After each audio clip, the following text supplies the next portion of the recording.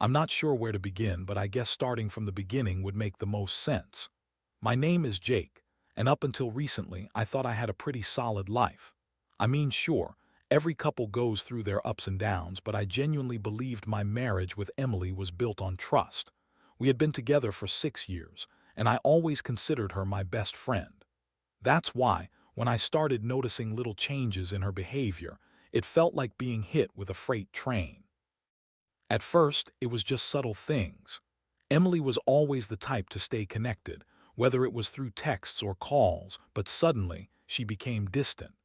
I brushed it off as her just being busy with work. She had recently been promoted at her job, and I thought perhaps all those late nights were just the price of her ambition. But then she started going out more often with her girlfriends, claiming they needed a girls' night more than ever. I'm all for personal space, but something didn't sit right with me. I can't even pinpoint the moment I started to feel paranoid. Maybe it was the way she would suddenly get defensive when I asked about her nights out. "Why do you always have to question me?" she would snap, her voice rising, or how she would leave her phone face down whenever I entered the room. I didn't want to think the worst, but my instincts were screaming at me. The day everything changed was a Thursday afternoon. I had taken the day off work, looking forward to spending some quality time with her. Emily told me she was visiting her mom for the day. I thought it was a sweet little trip and I encouraged her to go. I felt a bit weird about it, but I convinced myself it was just me being overly protective. I decided to surprise her by video calling her mom while she was out. I figured it would be nice to say hi. The call connected, and I was greeted by Emily's mom, Carol, on the other end. We exchanged pleasantries, and I asked her how the visit was going. Carol's expression changed. She hesitated for a moment, then replied, "Oh, she's not here, honey. She said she was going to the grocery store." My heart dropped. The grinding noise of my brain trying to process the information was deafening. I felt sick. I could feel the adrenaline pumping through my veins. "What do you mean? She said she was visiting you," I stammered out, trying to keep my composure. Carol looked genuinely puzzled. "No, dear, she hasn't been over today. Maybe try calling her." I hung up the call and everything shifted. In that moment, a tidal wave of emotion washed over me: anger, betrayal, confusion. I sat on the edge of the couch, my mind racing. Was she seeing someone else? Who was she lying to me about? The seed of doubt had been planted and I couldn't shake it off. I spent the next hour pacing the apartment, going through every worst-case scenario. It was a chaotic mix of disbelief and fury. I grabbed her phone, she always left it unlocked, and started digging around for any clues. What I found was nothing short of heartbreaking. She had messages saved in a hidden app, and as I read through the exchanges, my heart shattered. Emily was indeed cheating on me. She had been for months, and the person she was with was someone I knew. I was in shock. The betrayal hit harder than anything I ever thought possible. I could feel tears brimming as the reality of it all sunk in. All those moments I had cherished now felt tainted by her deceit. I never thought I would be in this position, but here I was, spiraling into an emotional abyss. It was time to confront her. I couldn't let this slide. I needed answers. The confrontation wasn't something I had prepared for. I spent the entire night crafting a speech in my head, rehearsing it over and over. I wanted to remain calm, to show her that I was in control despite the whirlwind of emotions raging inside me. But deep down, I knew it would be difficult to mask the hurt and betrayal. When Emily finally walked through the door, her usual bright smile faded as she saw the look on my face. "Jake, you're home early. How was your day?" she asked, brushing past me to toss her bag on the couch. The casual tone of her voice grated on my nerves like nails on a chalkboard. I took a deep breath, steeling myself for what I was about to do. "We need to talk," I said, my voice steady but quiet. She froze and turned to face me, concern flickering across her features. "What's wrong?" she asked, a hint of trepidation creeping in. "Cut the crap, Emily. I know you weren't with your mom today. I spoke to her and she said you weren't there," I replied, my heart pounding with each word. Her face paled, and for a split second I thought I might see a flicker of guilt, maybe even remorse, but she quickly regained her composure. "I don't know what you're talking about. I went to the grocery store and then I went to meet a friend, she said, her voice rising defensively. Stop lying, I shouted, the floodgates of anger bursting open. I found the messages, Emily, I know about him, you've been cheating on me. The silence that followed was deafening. I watched her eyes dart around the room, searching for something, maybe an excuse, maybe a way out. Jake, you don't understand, it's not what you think. She stammered, but I was having none of it. Then help me understand, Emily, who is he? I pressed, my voice thick. With betrayal, her facade of control began to crumble.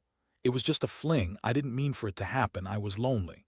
She shouted, her voice tinged with desperation. Lonely, I was blindsided. I had tried my hardest to be a good husband, supporting her every step of the way. I had been there during her promotion, listening to her vent about work, reassuring her when she was stressed.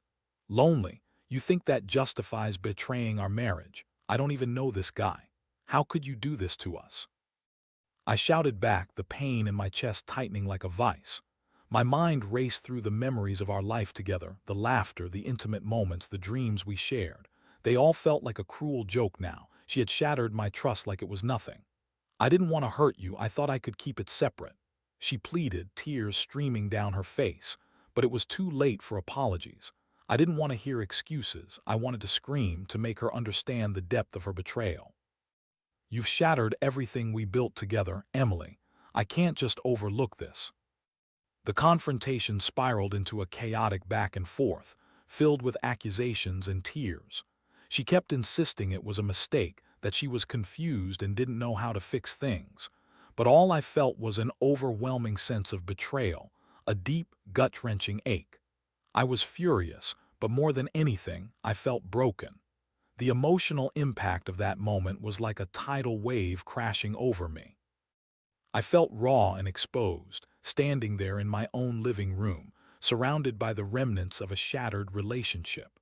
The woman I thought I knew had betrayed me in the worst way possible, and now I was left with the pieces of a life that felt like a lie. As the conversation reached a standstill, I felt the weight of my next decision looming over me. I had to consider what I wanted, what I was willing to do next. I had never imagined being in this position, but now I had to confront the reality of our situation. The hours that followed felt like an eternity. The fire of anger inside me was slowly being replaced by a heavy sadness, a weight that pressed down on my chest, making it hard to breathe. I paced the room, trying to process everything that had just happened. I could feel Emily's eyes on me, desperate for understanding, begging for forgiveness. But how could I possibly grant that when I felt so utterly betrayed? I turned to face her, and the look on her face was a mixture of fear and regret. Please, Jake, I'll do anything to fix this. I love you, she said, her voice trembling, but words felt meaningless at that moment. Love didn't justify the betrayal, did it? Love, I said bitterly. What about love made you think it was okay to sleep with someone else? You had a choice, Emily, and you chose him. She looked down, shame washing over her features. I could see the tears streaming down her cheeks, but I was too overwhelmed with my own emotions to feel sorry for her. I wanted to scream, to shake her, to make her understand the pain she had caused. Who is he? I demanded, my voice sharp. I need to know who this guy is. At first she hesitated, but I could see the guilt flickering in her eyes. It's Mark from work, she finally admitted, her voice barely a whisper. The name hit me like a punch to the gut. Mark, the guy she had always spoken highly of, the one I thought was just a colleague. I felt all the anger and betrayal coalescing into a singular point of fury. You had an affair with my friend. I spat, feeling sick at the thought. It was a mistake, Jake. We were both just trying to escape from life, I don't know. It didn't mean anything. Cried, her hands clutching her hair in frustration. My heart raced at her insistence that it didn't mean anything. You think that makes it better? You think that justifies lying to me for months? I can't believe you would do this. At that moment, I knew the confrontation wasn't going to yield the kind of resolution I wanted. I was caught in a storm of emotions, and I needed to get out of that house. I felt suffocated by the memories, the promises we had made, and the love that now felt hollow. Jake, please, we can work through this. I'll end it with him, I swear, she pleaded, stepping closer, reaching for my hands, but I pulled away. I didn't want her touch. I didn't want to feel anything from her. I needed space to think, to breathe, to process this betrayal. I need time to figure things out, I said, my voice trembling but firm. I turned to leave the room, and as I did, I heard her sobbing quietly behind me. I went out for a walk, trying to clear my head. The cool night air hit my face, a stark contrast to the firestorm of thoughts in my mind. I wandered aimlessly through the neighborhood, each step feeling heavier than the last. I replayed every moment of our relationship in my mind, the good and the bad, and it all felt tainted now. I had given her my heart and she had shattered it. I felt like a fool for trusting her, for believing that we had something special. Now I was left with nothing but questions and a heart full of pain. As I walked, I realized I had to make a decision. I could either confront the truth and see if we could rebuild what she had shattered, or I could walk away and start anew. It was agonizing to think about, but I knew I couldn't stay in limbo forever. When I finally returned home, the atmosphere felt heavy. Emily was sitting on the couch, her red-rimmed eyes pleading for forgiveness. But I wasn't ready to give that to her. I needed to gather my thoughts and figure out what I wanted to do next. What would it mean to forgive her? Could I ever trust her again? Or was it time for me to cut my losses and walk away? That night, I barely slept. I tossed and turned, replaying every moment of the confrontation in my mind. The betrayal felt like a wound that refused to heal, and I was haunted by images of Emily with Mark. I envisioned them laughing together, sharing secrets and building a connection that I thought was only meant for us. The more I thought about it, the angrier I became, but underneath that anger lay an overwhelming sadness that threatened to crush me. By morning, I had made a decision but knew I needed to approach it carefully. I didn't want to act out of pure emotion, but I couldn't ignore how deeply hurt I felt. I still loved Emily, or at least I loved the version of her I thought I knew, but love alone wasn't enough to fix this. Trust had been obliterated, and without it, what did we really have? When I finally faced her, Emily had her head buried in her hands, a shell of the woman I used to know. "Jake, please, I'm so sorry. I'll do anything," she said, her voice choked with tears. "Anything." I shot back, feeling the anger rise again. "How can I believe that? You said things were fine with us and then you went behind my back and slept with him. You lied to me repeatedly. How do I trust you again?" She looked up at me, desperation etched on her face. "I know I messed up. It was a moment of weakness. I thought it was just physical, but I see now how wrong I was. I never wanted to hurt you." "Then why did you?" I retorted, my voice rising again. "You went out of your way to keep this a secret. You knew it was wrong, and yet you did it anyway."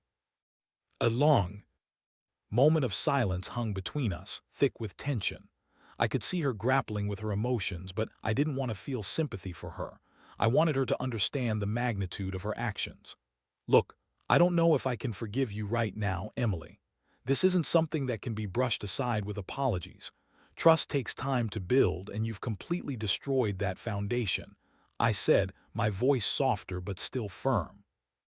"I'll do whatever it takes to earn your trust back," she replied, her eyes pleading. "I'll break things off with Mark, I promise. I'll go to counseling, I'll do anything." I felt a flicker of hope at her willingness to change, but my heart was still heavy with doubt.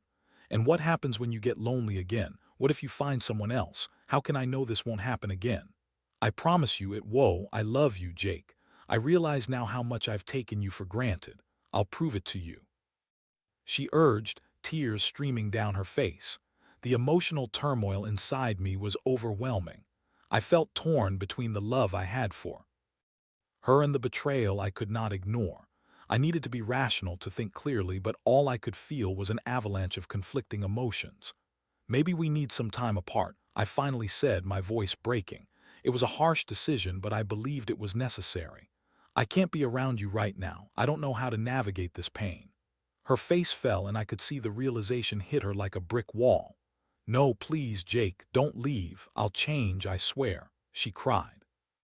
"I need space to think, Emily. I can't just forget what you've done. I need to figure out if this is worth salvaging," I replied, trying to sound resolute despite the ache in my heart. With that, I grabbed a few essentials and left the apartment. It felt surreal to walk away from the life we had built together, but I knew I had to prioritize my mental health. I went to a friend's house, needing a safe space away from the memories. As I settled into the quiet of my friend's living room, I began to reflect on my next steps. I thought about going to therapy, not just for our relationship but for myself.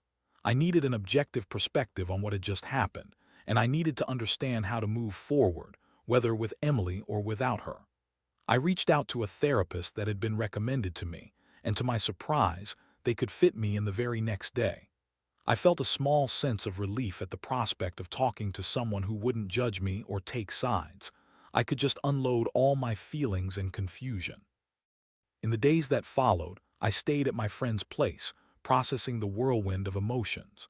I found myself fluctuating between anger, sadness, and even moments of nostalgia when I thought about the good times Emily and I had shared. It was hard to reconcile those memories with the betrayal I now faced. Ultimately, I had a lot of soul-searching ahead of me. I needed to decide if I was willing to give our relationship a second chance, or if it would be better for both of us to part ways. The days turned into nights and the uncertainty began to gnaw at me. But deep down, I knew. I had to make a choice soon, one that would dictate the rest of my life. The therapy session came around quickly and I was both anxious and relieved. I arrived at the therapist's office with a heavy heart, unsure of what to expect. As I sat in the small, comfortable room, I felt the weight of my emotions pressing down on me. I wanted to make sense of everything that had happened, but more than anything, I wanted clarity. The therapist, Dr. Reynolds, was warm and inviting. She opened the session by asking me to talk about what brought me there. I took a deep breath and dove in, recounting the roller coaster of events that had led me to her office, highlighting the moments of love and betrayal that had shaped my relationship with Emily. I never thought this would happen to me, I said, my voice shaking slightly. We had something special, or at least I thought we did. Now I feel lost. I don't know if I can ever trust her again. Dr. Reynolds listened intently, nodding as I spoke.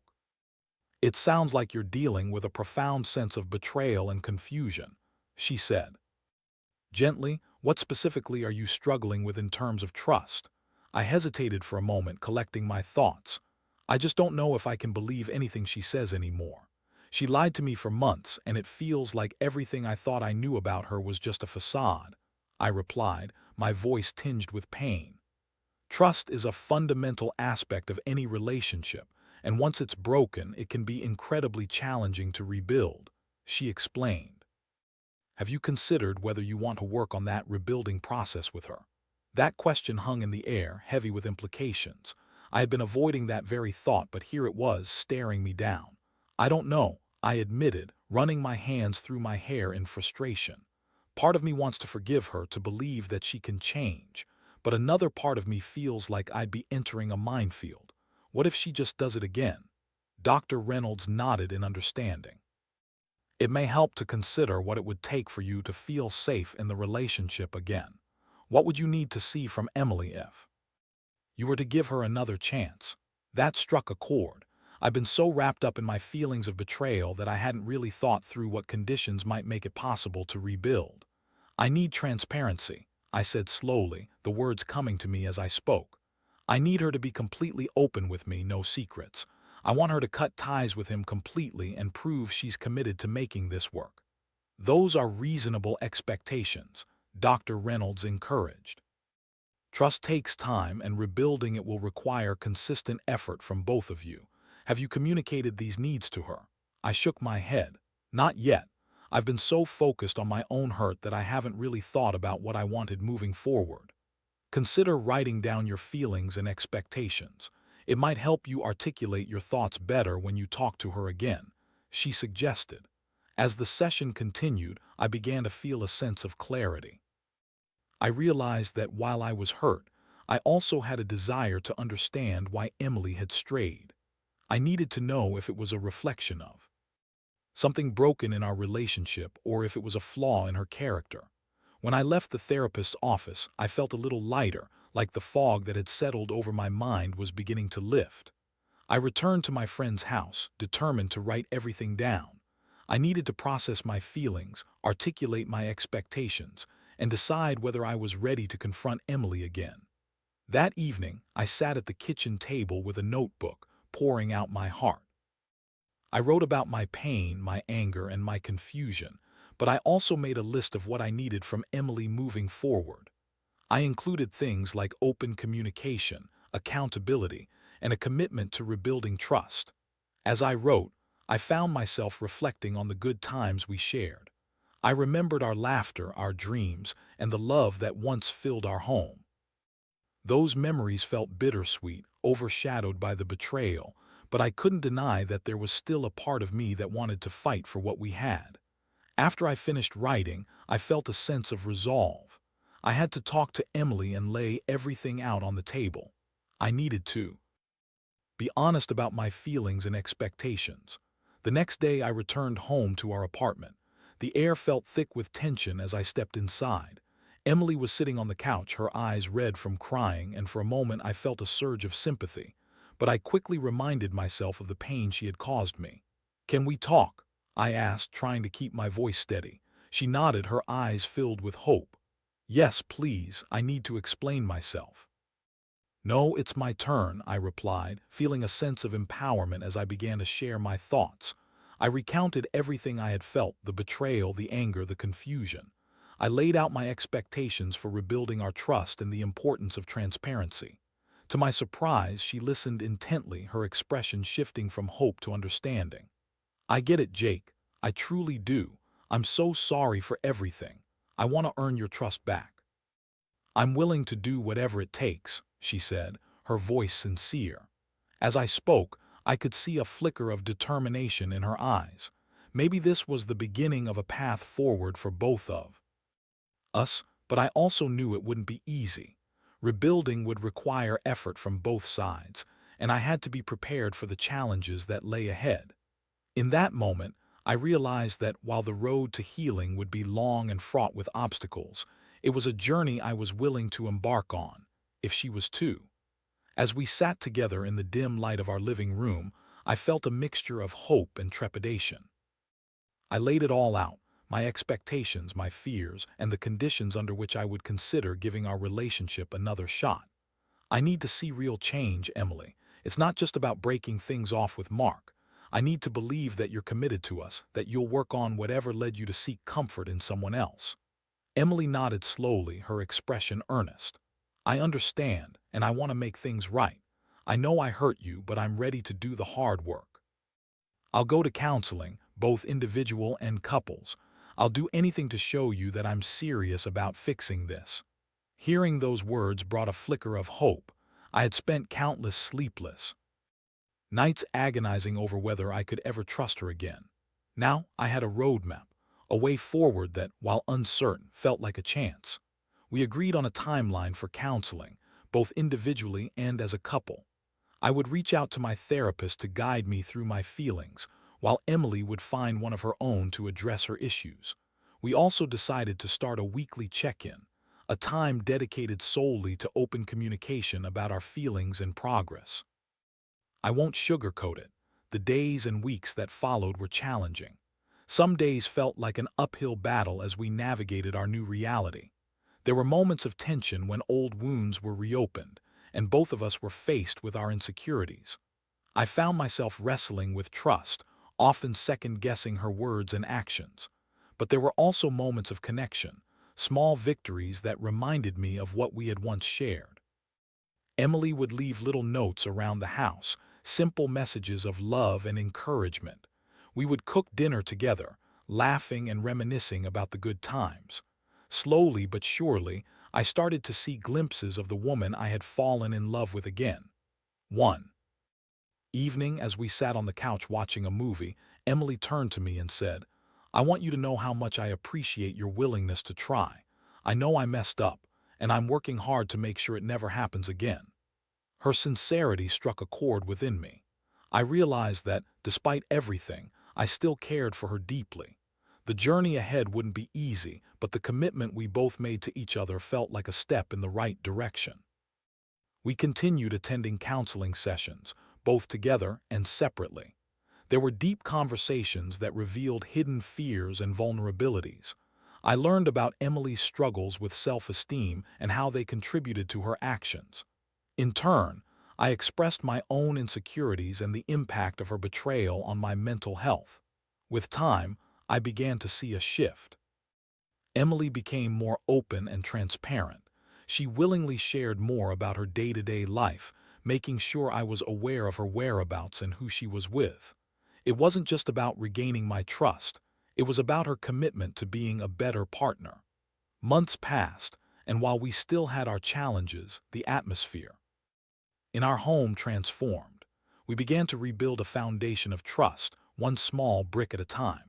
I learned to lean into vulnerability, and Emily proved she was willing to earn back my faith in her. As we sat together one evening, basking in the warmth of our shared space, I felt a sense of peace wash over me. We had come a long way from the chaos of deception and betrayal. It wouldn't be perfect, but I knew we were both dedicated to making it work.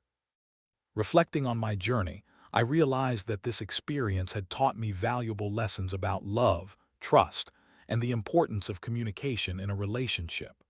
I had learned that sometimes people stumble, but it's the willingness to learn and grow that truly matters.